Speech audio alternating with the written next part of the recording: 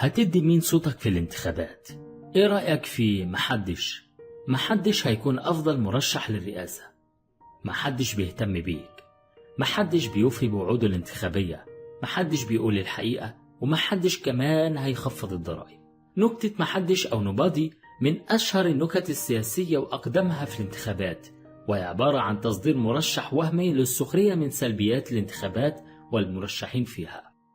الحكاية بدأت من كاريكاتير ساخر في جريدة أمريكية سنة 1940، لكن تم استخدامها بشكل قوي في نضال المعارضة في الستينات، واجتذبت العديد من الناس واكتسبت جاذبية أوسع. في سنة 1964 التقط الكاتب الساخر أرت هوب طرف الخيط وأطلق حملة ساخرة على صفحات الجرائد يدعو فيها الناس لانتخاب المرشح الرئاسي محدش، وتظاهر في عموده اليومي إنه بيشتغل في مكتب حملة المرشح وإن الموضوع جدي للغاية. وبدأ في الكتابة عن رسائل الدعم اللي وصلت لمقر الحملة بتأييد الأمريكيين لمرشحهم محدش الجديد، وإزاي إنه فعلا بدأ في حل مشكلاتهم حتى من قبل ما ينجح في الانتخابات. زي مثلا كان في راجل وزوجته دايما بينهم خلافات في توجهاتهم ومرشحيهم في الرئاسة، لكن المرشح الأخير قدر أخيرا يجمعهم تحت وجهة نظر واحدة. واستمرت حملة هوب لحد عام 1968، واللي ما كانتش مجرد حملة صحفية، لكن العديد من الناس فعلا بدأت تعلق شعارات تأييد للمرشح الفريد. حققت حملة محدش للرئاسة أهمية أكبر في سنة 1976 لما تولى النشطان السياسيان وافي جرافي وكيرتس سبرانجلر قضية المرشح محدش وأحيوها من جديد. وافي جرافي الموضوع بالنسبة له ما كانش جديد، لأنه كان عمل حملة سياسية ساخرة ودعا الناس لانتخاب صخرة حقيقية إنها تكون الرئيس.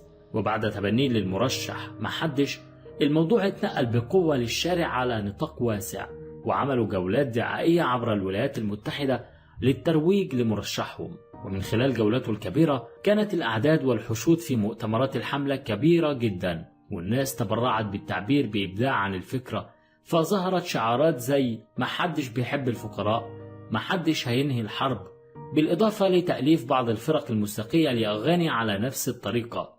وبعد انتهاء الجولة الرهيبة ووصولها لآخر محطة، اختتموا فعالياتها في مدينة نيويورك يوم إعلان نتيجة الانتخابات 2 فبراير 1976، وأعلنوا تحقيق مرشحهم لنسبة 43% من أصوات الناخبين المؤهلين للإدلاء بأصواتهم في الانتخابات الأمريكية، وعملوا احتفالات كبيرة لمرشحهم المحبوب محدش.